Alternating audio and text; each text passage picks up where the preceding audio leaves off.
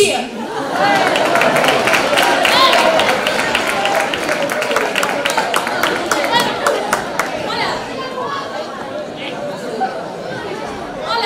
días a todos. Hoy estamos aquí para presentaros a un grupo de 5 chicas británicas que se caracterizan por su música pop. En 2001 disolvieron el grupo, pero en 2012 se volvieron a juntar solo para hacer el acto de clausura en los Juegos Olímpicos. A todo esto, estas chicas cuando empezaron fueron un auténtico furor. ¿Sabéis quiénes son?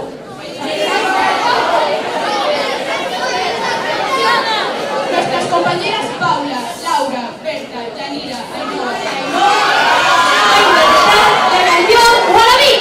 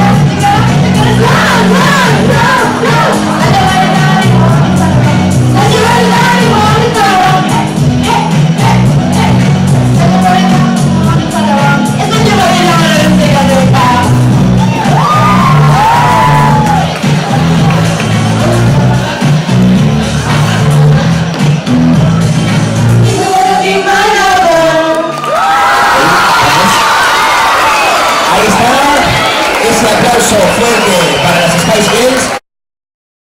Siga. Pilar, este como galloso no lo hago en Televisión de Galicia. Déjala en la boca. Os meus parabéns a todos. A armonía no escenario espectacular. As voces así. Iso, que a armonía no escenario, pero que as voces así. Así que ven. Ven.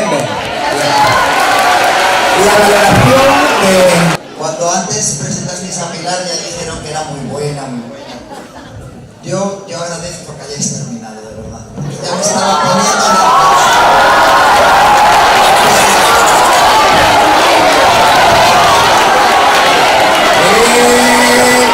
¡Hay más!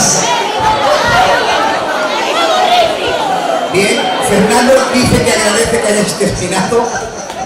Este instituto merece más nivel. Esperaré al año